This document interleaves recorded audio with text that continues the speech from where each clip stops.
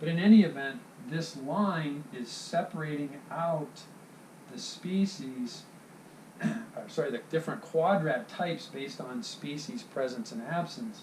It's separating them out in space along this line. Okay? Now, because I have now three-dimensional space, I can actually get two axes. Two-dimensional space gave me one axis.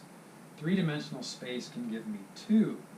So there should be another line, and this line is 90 degrees to the first one.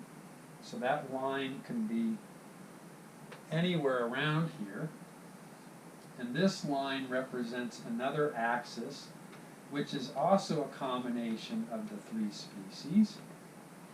And this axis will allow some of these data points to be moved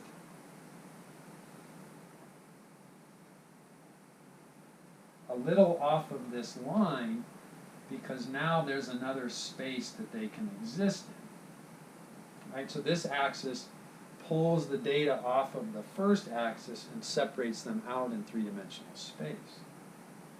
Okay?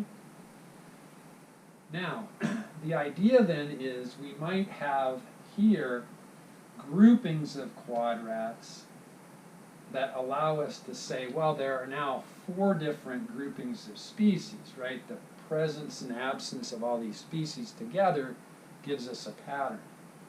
If we did this in 4-dimensional space with 4 species, we could have up to 3 axes. If I could have 50 species, I would have 50 axes. I have no idea what this looks like.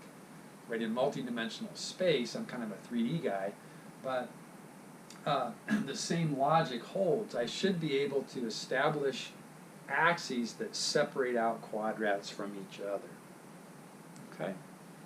All right, so what I'm going to do is go ahead and take a break, and then when I come back on the other side, I'm going to show you some of Jamie's data from the Erie Bluff State Park, where we did that to try to figure out if there were associations between species within the abandoned field.